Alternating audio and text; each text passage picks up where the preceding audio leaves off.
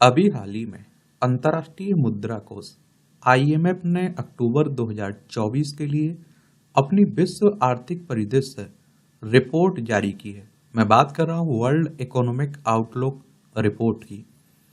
और इसके अनुसार भारत की आर्थिक समृद्धि दर 2024 में 7% और 2025 में 6.5% रहने का अनुमान है। मैं आप लोगों से कहता हूं कि आप लोग जिस भी एग्जाम की तैयारी कर रहे हैं उसके पुराने क्वेश्चन पेपर और सिलेबस उठा के जरूर देख लिया करिएगा। इस तरह की रिपोर्टों से और इस तरह की संस्थाओं से आपके एग्जाम में क्वेश्चंस पूछे जाते हैं। तो कोई रिपोर्ट अगर आ रही है तो उस रिपोर्ट के बारे में एक सामान्य जानकारी रखा करिएगा, और जो संस्था उस रिपोर्ट को जारी कर रही है उस संस्था के बारे में भी एक सामान्य जानकारी आपके पास होना चाहिए। तो हम लोग विश्व आर्थिक परिदृश्य के बारे में जान लेंगे और WEO रिपोर्ट की मुख्य बातें क्या क्या हैं उन्हें भी देखेंगे, और IMF इंटरनेशनल मॉनेटरी फंड के बारे में भी बात कर लेंगे। और इस रिपोर्ट में किन चुनौतियों पर प्रकाश डाला गया है, कौन सी चुनौतियां बताई गई हैं उन्हें भी देखेंगे। और वर्ल्ड आप देखेंगे इकोनॉमिक आउटलुक रिपोर्ट की प्रमुख सिफारिशें क्या हैं, उन सिफारिशों को भी हम लोग बात करेंगे। तो आप देखिए विश्व आर्थिक परिदृश्य WEO अंतर्राष्ट्रीय मुद्रा कोष द्वारा तैयार की जाने वाली एक प्रमुख रिपोर्ट है जो अप्रैल और अक्टूबर में अर्धवार्षिक रूप से विकासित होती है। इसके फोकस की बात करें तो इसके द्वारा वैश्विक अर्थव्यवस्था और अलग अलग देशों के लिए विश्लेषण और अनुमान निर्धारित होते हैं। इसके उद्देश्य की अगर बात करें तो आर्थिक विकास का आकलन करना, प्रवृत्तियों की पहचान करना और नीतिगत सिफारिशें प्रस्तुत करना इस रिपोर्ट का उद्देश्य है। इसके पहलू की अगर हम लोग बात करें इसके पहलू की अगर बात करें तो आर्थिक विकास अनुमान, तो वैश्विक और क्षेत्रीय आर्थिक प्रदर्शन के लिए पूर्वानुमान, मुद्रास्फीति के रुझान, तो मुद्रास्फीति दरों और उनके निहितार्थ पर अंतर्दृष्टि, वित्तीय स्थिरता मूल्यांकन, वित्तीय प्रणालियों और बाजारों के लिए जोखिमों का मूल्यांकन। इसके अगर महत्व की बात करें तो यह रिपोर्ट नीति निर्माताओं, शोधकर्ताओं और निवेशकों के लिए आर्थिक परिदृश्य को समझने और उसमें आप देखते हैं कि मार्गदर्शन करने के लिए एक महत्वपूर्ण उपकरण के रूप में कार्य करती है। WEO रिपोर्ट की मुख्य बातें अगर देखें तो भारत विशिष्ट निष्कर्ष, भारत के बारे में विकास अनुमान, तो इसमें आप देखते हैं कि इसने चालू वित्त वर्ष के लिए भारत में 7% की समृद्धि का एक अनुमान लगाया जो वित्त वर्ष 2023-24 के 8.2% से कम है। और इस गिरावट का कारण महामारी के बाद मांग में कमी आना है। मुद्रास्फीति की बात करें तो भारत में हेडलाइन मुद्रास्फीति किसी अर्थव्यवस्था में कुल मुद्रास्फीति दर जिसमें सभी श्रेणियों की वस्तुएं और सेवाएं शामिल हैं में कमी आने की उम्मीद है, और जिसके वित्त वर्ष 2024-25 में 4.4% और वित्त वर्ष 2025-26 में 4.1% रहने का अनुमान है। और आप देखिए यह महामारी के दौरान चरम पर पहुंचने के बाद मुद्रास्फीति में कमी आने के रुझान के अनुरूप है। और अगर हम लोग बात करें घरेलू मांग की तो आप देखेंगे कि वैश्विक मंदी के बावजूद भारत की खपत और निवेश की गति मजबूत बनी हुई है, और जिससे घरेलू नीतियों और अनुकूल निवेश माहौल का समर्थन प्राप्त है।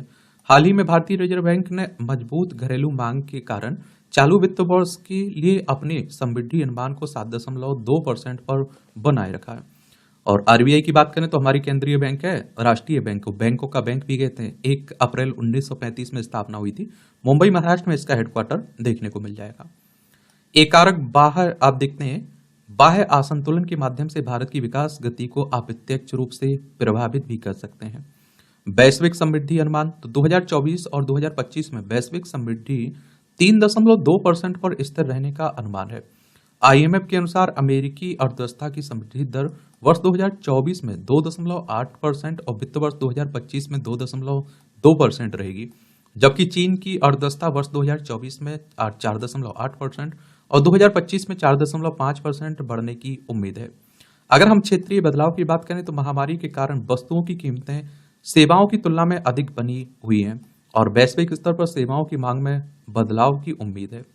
और वैश्विक ऑटोमोटिव उद्योग में परिवर्तन हो रहा है क्योंकि यह इलेक्ट्रिक वाहनों EV की ओर रुख कर रहा है, और जिससे उत्सर्जन में कमी आएगी, लेकिन इससे पूंजी गहन विनिर्माण क्षेत्र में रोजगार को नुकसान हो सकता है।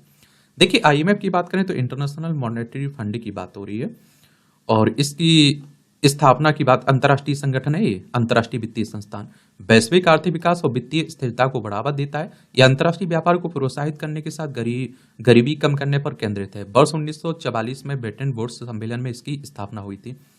और आप देखते हैं कि वॉशिंगटन डीसी यूएसए में इसका हेडक्वार्टर देखने को मिलेगा। प्राथमिक लक्ष्य की अगर बात करें तो प्रारंभ में इसका उद्देश्य अंतर्राष्ट्रीय आर्थिक समन्वय को बढ़ावा देना, ताकि निर्यात को बढ़ावा देने के लिए देशों को मुद्रा अवमूल्यन करने से रोका जा सके। विकास की बात करें तो गंभीर मुद्रा संकट का सामना कर रहे देशों के लिए अंतिम उपाय के रूप में ऋण प्रदान करना।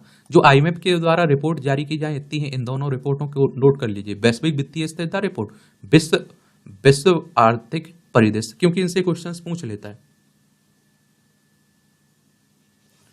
क्या क्वेश्चंस पूछ लेगा कि वैश्विक वित्तीय स्थिरता रिपोर्ट किसके द्वारा जारी की जाती है, विश्व आर्थिक परिदृश्य रिपोर्ट किसके द्वारा, तो ये आप देखिए आईएमएफ के द्वारा। अगर हम लोग WEO रिपोर्ट में किन चुनौतियों पर प्रकाश डाला गया है, तो वैश्विक आर्थिक मंदी, वृद्धि होती आबादी, कमजोर निवेश और धीमी उत्पादकता वृद्धि के कारण मध्यम अवधि के वैश्विक विकास अनुमान कमजोर बने हुए हैं। और भू आर्थिक विखंडन और व्यापार तनाव से वैश्विक आपूर्ति श्रृंखला और बाजार दक्षता के समक्ष जोखिम पैदा होते हैं।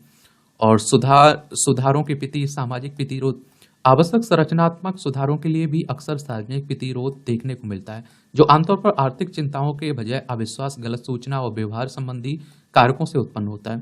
राजकोषीय बाधा और ऋण, तो ऊंचे ऋण स्तरों, विशेष रूप से निम्न आय वाले और उभरते बाजार वाले देशों में के आलोक में राजकोषीय संकट से बचने के लिए बेहतर ऋण प्रबंधन की आवश्यकता है।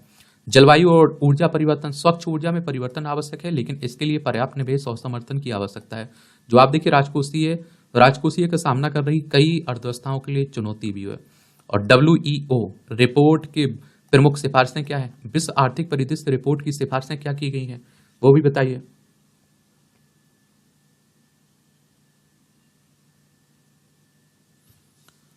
इन रिपोर्ट को भी याद रख लेना, सिफारिशों को।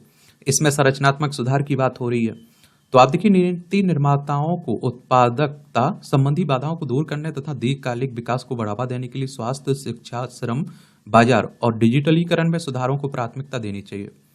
और सामाजिक स्वीकार्यता ढांचा, तो प्रभावी सुधार में लोक परामर्श को शामिल किए जाना चाहिए और विश्वास का निर्माण किया जाना चाहिए। और सामाजिक स्वीकृति को बढ़ावा देने के लिए स्पष्ट संचार सुनिश्चित किया जाना चाहिए। राजकोषीय नीति समायोजन, तो आप देखेंगे कि देशों को ऋण स्थिरता सुनिश्चित करने के लिए क्रमिक और विश्वसनीय राजकोषीय समायोजन की आवश्यकता है।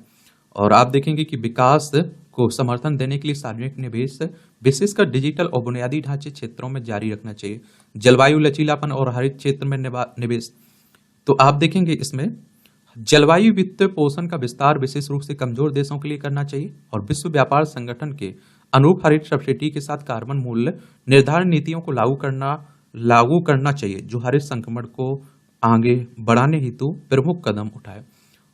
यहाँ WTO की भी बात हो रही है, वर्ल्ड ट्रेड ऑर्गेनाइजेशन, विश्व स्वास्थ्य संगठन, इसकी स्थापना कब हुई थी, ये भी आपको याद रखना चाहिए। और देखिए इसकी स्थापना हुई थी कब, 1 जनवरी 1995 में जेनेवा, स्विट्जरलैंड में इसका हेडक्वार्टर आपको देखने को मिल जाएगा। तो इतनी जानकारी जरूर रखिएगा, क्वेश्चंस पूछे जाएगा तो आप लोग जरूर बता सकते हैं। मेरे लिए कोई क्वेश्चंस हुआ करे, सुझाव हुआ करे तो आप लोग बता सकते हैं। धन्यवाद।